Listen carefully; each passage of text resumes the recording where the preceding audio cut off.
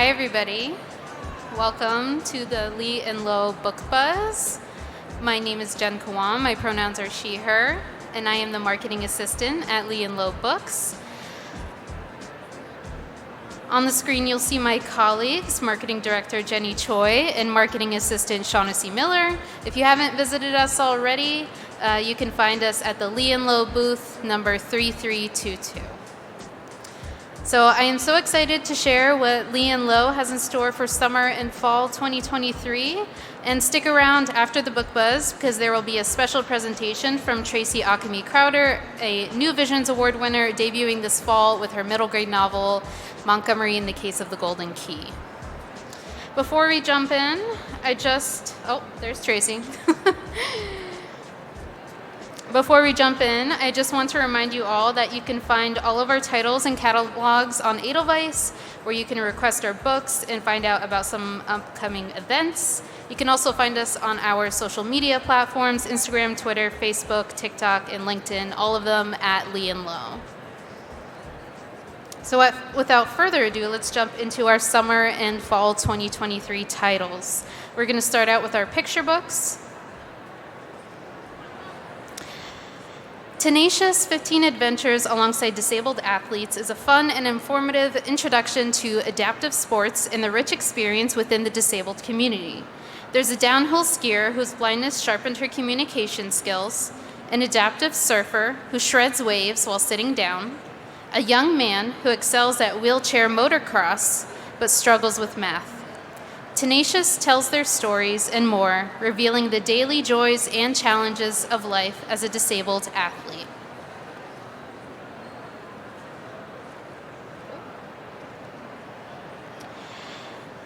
The book features full-page spreads dedicated to each athlete with vibrant illustrations of them in action from the talented Dion MBD, as well as comprehensive back matter including an author's note, glossary, and timeline about the Paralympic Games.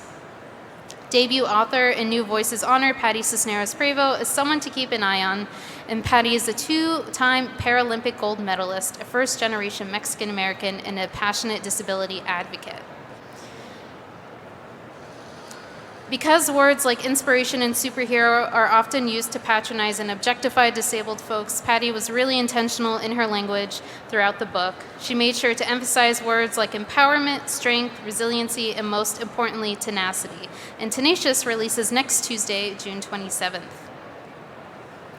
Be sure to stop by the Chapter 1 stage from 1:30 to 2:20 p.m. today for a panel with the author and fellow athletes from the book to talk about disability representation in sports and books. It's going to be a really important conversation that you won't want to miss. In Fresh Juice in Jugo Fresco by author-illustrator Robert Lou Trujillo, young Art knows exactly what his dad needs to get over a cold, some delicious cold clobbering juice. After looking through the fridge and cupboards, they discover they're missing a key ingredient, ginger. Finding some ginger takes Art and his dad to the farmer's market, the food co-op, and the West African grocery store. Along the way, they get advice, direction, and help from their community, leading to an unexpected encounter that brings everyone together and results in a tasty celebration. Fresh Juice in Jugo Fresco offers a portrait of a happy Black family, including a step-parent, and Rob was especially keen to create an homage to fathers of color. Fresh Juice and Jugo Fresco offer a portrait. Oh, I said that already. Sorry, y'all. It does release, Fresh Juice releases on July 25th. All right. So let's move on to our fall picture books. Connor Kiss Me is from Kidlit newbies Zahava and Sarah K. Turner.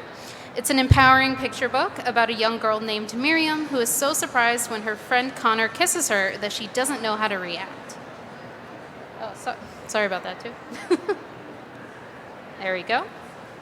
Miriam turns to her best friend, the recess monitor, her teacher, the bus driver, but everyone has a different reaction and advice to offer.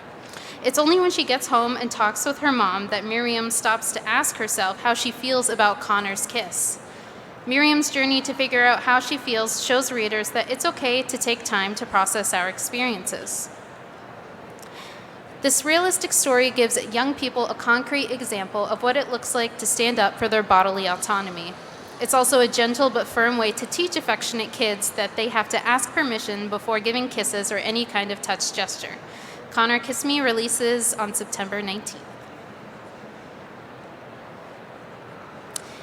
We are so excited to be bringing Empty and Me, A Tale of Friendship and Loss, written by Azam Mahdavi, illustrated by Mariam Tahmosevi, and translated by Parisa Saranj, to the Lee and Low Fall 2023 titles list.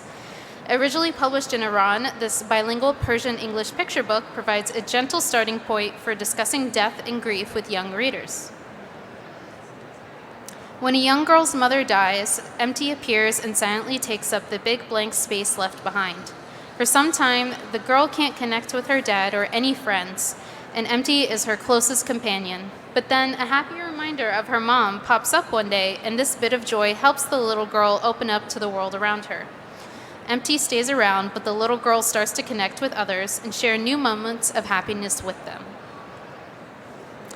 Readers of any age will find comfort in the encouraging message of this beautiful book. Empty and Me, A Tale of Friendship and Loss, releases on October 3rd.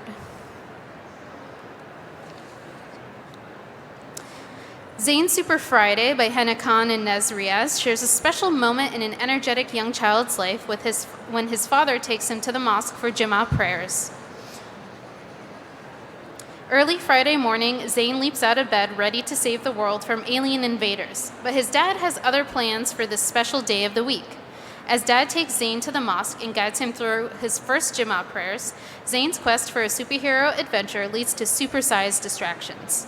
Can Zayn rein in his powerful impulses and appreciate this special experience with his dad and community? Young readers will connect with Zayn's vibrant imagination as well as his enthusiasm for superheroes and alien invaders. Zayn Super Friday is a celebration of Muslim traditions, imagination, and the joy of community. Comes out on October 10th. Now we're going to talk about our fall, middle grade, and young adult titles. The second book in the Shadow Prince series continues with The Longest Night in Egypt by David Anthony Durham. Back at his evil tricks, Set, the devious god of chaos, has rid Egypt of the sun god Ra and plunged the kingdom into never-ending night. New demons run amok in the city, filling it with chaos and destruction. But hope is not lost. Ash and his friends, new and old, must brave the depths of the Duat, the spooky, cavernous Egyptian underworld, to rescue Lord Ra. The Shadow Prince series explores a new genre for a new generation, solar punk, a speculative fiction genre that features an optimistic future where innovation, craftsmanship, community, and technology powered by renewable energy are front and center. The Longest Night in Egypt will release on September 26th. And if you haven't visited our booth already, we do have ARCs if you're interested in stopping by.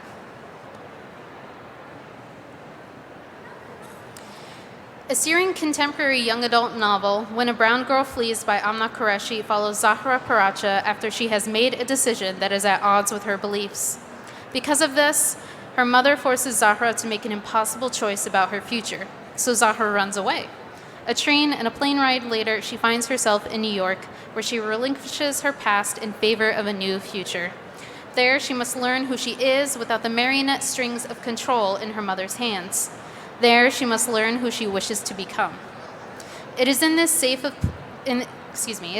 place of safety, where she is befriended by two sisters at the local masjid, that Zahra's healing truly begins.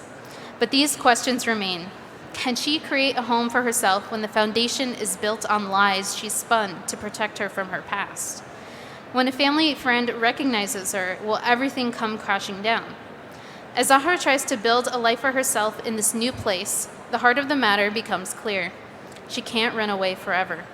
Can she close the rift in her family and truly, fully heal? This novel expertly discusses what it means to be Muslim, explores the ways in which we find our place in the world, and takes a closer look at the experiences we have that eventually lead us to choosing hope. When a Brown Girl Flees will be available September 19th, and we also have advanced copies of this title at our booth, number 3322, if you would like to stop by and grab one. So now, I am proud to introduce you to New Vision's award winner, Tracy Occomy Crowder, author of Montgomery and the Case of the Golden Key. Tracy is a community organizer who has worked to address issues of racial equity across Illinois for the past 30 years, particularly in housing and education. In this work, she brought recess back to Chicago public schools. As an author, she enjoys creating work steeped in African American history, culture, struggles, and human foibles, as well as share unknown facts with humor and everyday experiences. It's 2008, and here we go. It's 2008, and 10-year-old Montgomery Monty Carver is out to find the origin of a golden key found in his Southside Chicago community, which may or may not host the next Olympic Games or supply the next president of the United States, or have a potential ghost hanging around.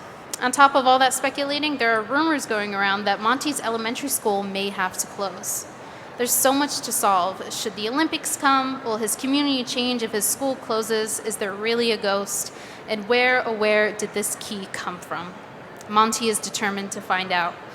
Now, I'll turn it over to Tracy to give you more insight into the book. And after Tracy's presentation, you can follow us back to the Lee and Low booth for a signing of some arcs of Montgomery in the Case of the Golden Key.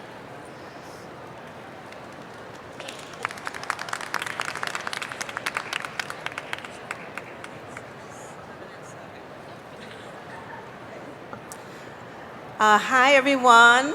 I'm really excited to be here to share with you and introduce Montgomery to the world.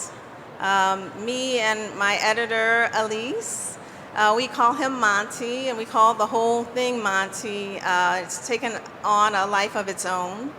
Before I jump in, I do want to thank Lee and Low Books and Two Books for for the work that they do, for creating the New Vision Award and selecting me.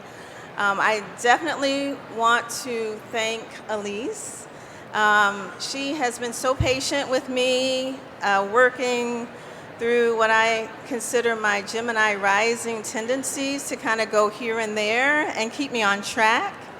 But also, I will say that I want to thank Kristen Sora, who just drew, I think, one of the most amazing covers. It's just been, anyone I've shared that with, people are like, wow, what is going on there? And it really just pulls people in. And I think I would be remiss if I didn't say that both my husband and my sister are here with me today, if you all can wave. So Monty, right? You heard a little bit about what it's about. Really, this book is about a very curious, somewhat mischievous boy who is working through all kinds of things. He's working through relationships. He is trying to gain his independence. And it's a 9-year-old just trying to kind of get out there. He's 9 going on 50 basically. But ultimately, this is about community. And it's about him understanding what community is, getting to know his community, getting to understand the importance of the people and what the community represents, as well as the history.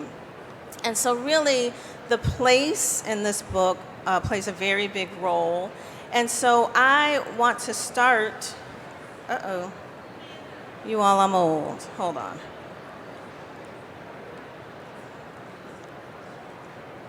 Okay, that's it. Okay, the little Monty in the corner is a little undersized, but that's okay. I want to start by talking a little bit about the place, right? So here we are in Chicago on King Drive, where Monty lives and has his existence is literally 30 blocks to the south of here, and it's Washington Park.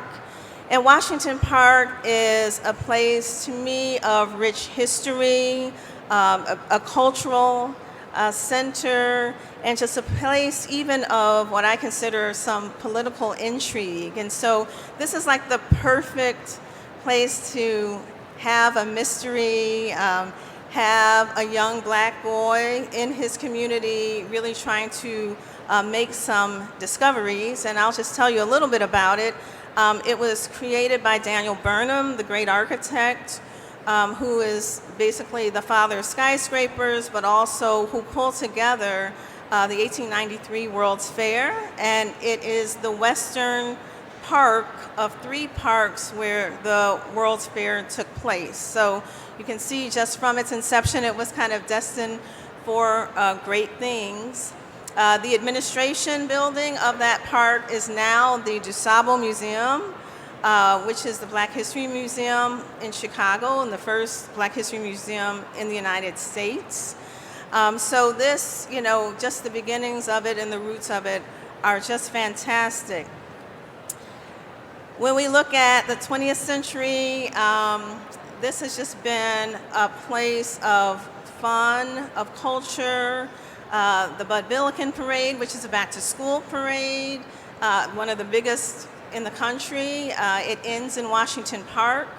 And this is where, the entire South Side comes together to really celebrate going back to school, but celebrate the community.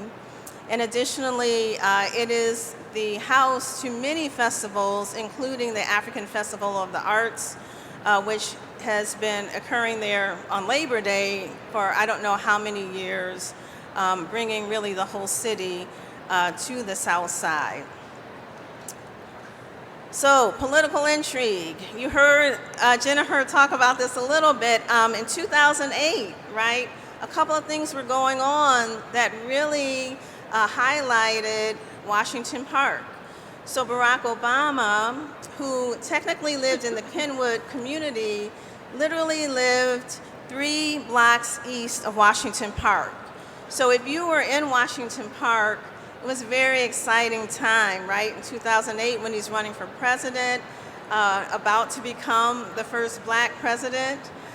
So there's a lot of excitement, a lot of just joy and anticipation, maybe a little bit of nerves as well. The Olympics, though, this was a huge deal. So in 2008, they made an announcement that Chicago was in the Final Four to host the 2016 Olympics. And so there was also that anticipation of is this going to happen? If it did happen, Washington Park was going to house the main stadium. And so that, again, there's all this buzz about Washington Park in 2008, and that is where this story begins. I'll just say that for myself, growing up on the South Side, and I still live on the South Side, Washington Park holds very fun, joyous memories, but also I really have roots within the park. And so the 2 pictures you see on the screen are my parents at their wedding, and they actually met at an activity at Washington Park, so it's very meaningful to me personally. But then there's a woman holding a baby. That baby is my Aunt Donna, and she grew up riding horses in Washington Park. And it's something that people knew about back then in the 50s, but when I was growing up in the 70s, 80s, 90s, we had never heard anything about black people riding horses in Washington Park. And so when she shared that story with me, I was very intrigued and decided to sort of incorporate that theme and that information into the story. You heard already about my background. I'm a community organizer. I've worked in housing and recess, bringing recess back to Chicago Public Schools. We work on school-to-prison pipeline kinds of issues. And so I'm working with some really heavy issues on a daily basis.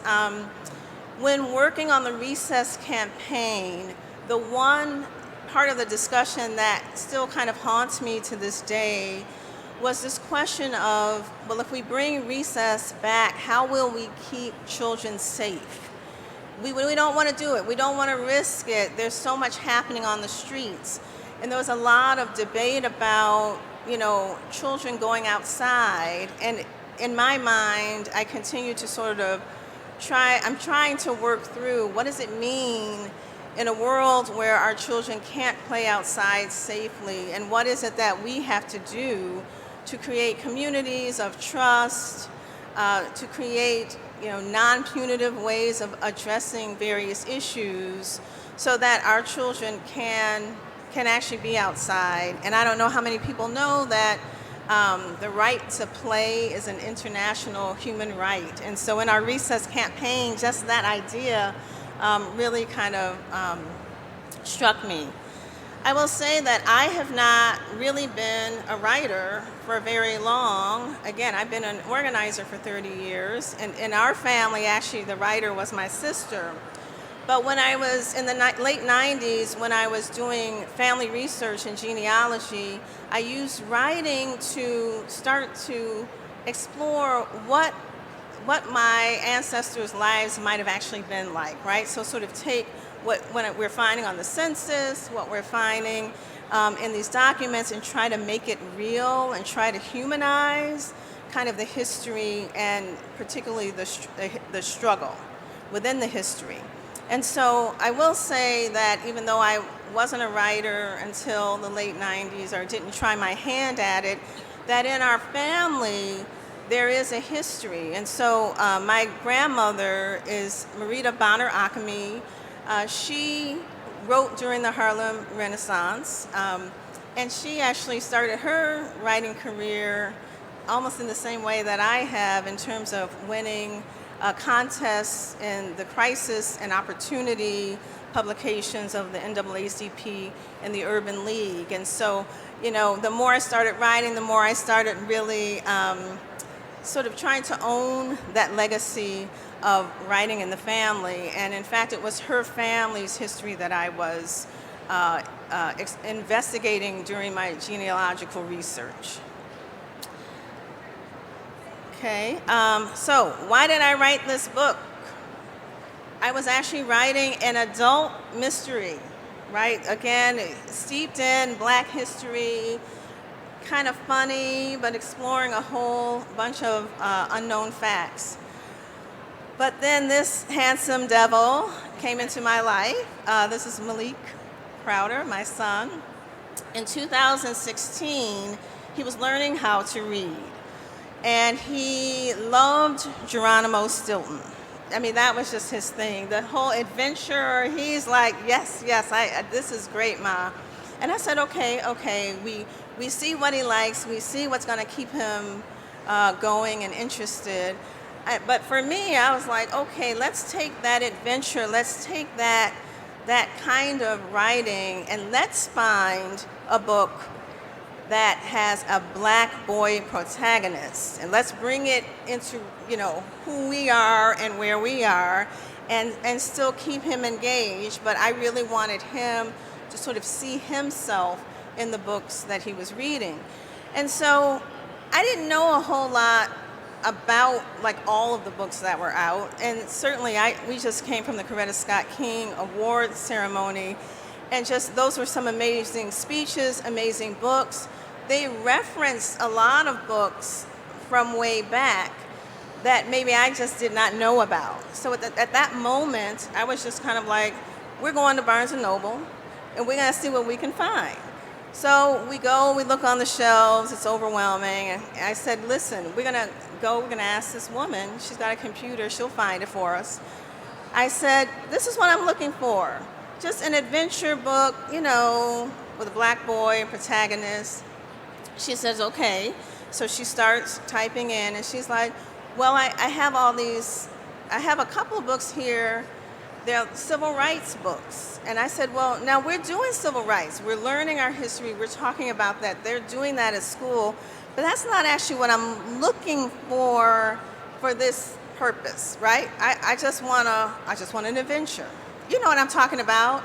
So she's like, I know what you're talking about. And she's frantically searching. And she's like, I'm just not seeing what you're talking about.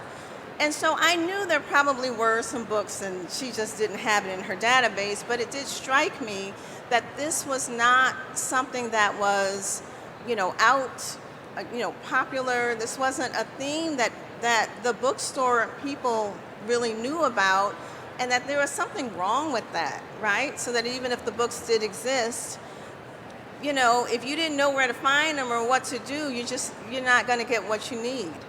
So then she kind of looks at me, and she didn't know me from Eve, as my mother used to say, and she said, "I think you might have to write it."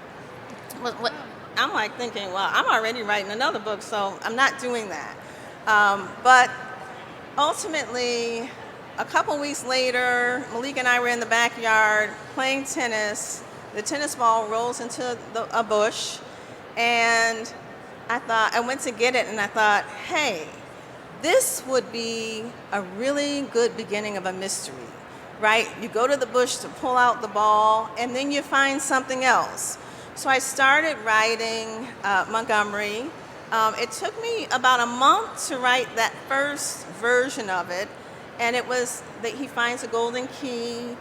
He's sort of hanging with his friends, trying to discover the history of it, but he's also grappling with this idea that he wants to go outside the gate, go outside the yard without his parents. He feels like he's going on 10, so why not? He's getting up there. So that's the book in a nutshell, and the origins of it. So let's see. Oh, I want to point out, this is Malik today. So it took the journey of writing it in 2016 and being here in 2023. This stuff kind of takes a minute, right? And now he's like, he went from being this cute guy to, yeah, Mom, I'm proud of you, Let's see. Okay, so here are some of the themes in the book really quickly. So there's this golden key that they find in a brown sack, and it's in the garden of Old Lady Jenkins, who he believes could be a witch. And of course she's not, but she's just an older woman who actually is a big figure in the community and is really looking out for not only him and his friends, but the preservation of the neighborhood of Washington Park. And there is a ghost, or is there a ghost? That's the question. So there is the theme of the Olympics, and Montgomery himself has just learned how to play tennis, and they're telling him he's great. So he's kind of full of himself and like, yeah, I'm gonna win the tournament this summer, and then that's gonna get me ready for the 2016 Olympics. So I'm kind of charting my course for being a big superstar. He's also, based on spending a lot of time with his grandfather, a concoctionist and a scientist, and he uses the scientific method to not only try to solve the mystery, but also to work through all of the issues during that summer. So as you see, there's that concoction and that pick and that protractor. So those are the things he uses to create like a perfect circle of a fro. You see the microscope and some other stuff at the bottom that he uses to kind of analyze all the clues and the things that he's pulling together around the mystery. And he uses a journal to both, hypothesize about what the next step should be, what he's finding, draw some conclusions, but also to really try to process the things going on in his life, his friendships, his relationship with his parents, just kind of everything. And so that journal is very key. Another theme is black cowboys and jockeys. So I mentioned that my aunt was riding horses in Washington Park in the 50s. There is in Chicago a whole tradition of, every July, black cowboys and girls coming together and doing a high noon ride. They ride from Washington Park across the Midway Plaisance and down Lakeshore Drive, and they actually have to do it every year to preserve the bridle path that is in place in Washington Park.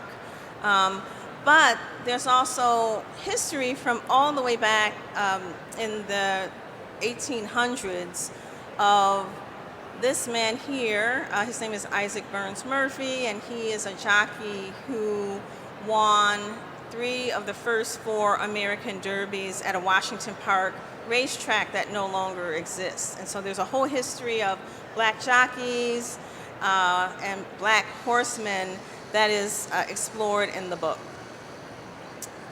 As I mentioned before, community is big here. You know, Monty kind of starts out and he's like, I don't really like old people. I like my grandparents, but I don't know how to talk to them. I don't know how to relate to them. You know, they're just not part of my world. But he actually gets in trouble, and he's kind of charged with going around and doing errands for and chores for his neighbors. And so he gets to know them, gets to understand them, and they start questioning the Olympics coming to town and whether that's really going to be a good thing for the community. And finally, there is a theme throughout the book. There's whisperings that his school might close, and at the very end, there is a whole that becomes sort of very central to the story. So I thank you all so much for listening, and pick up your copy at booth 3322.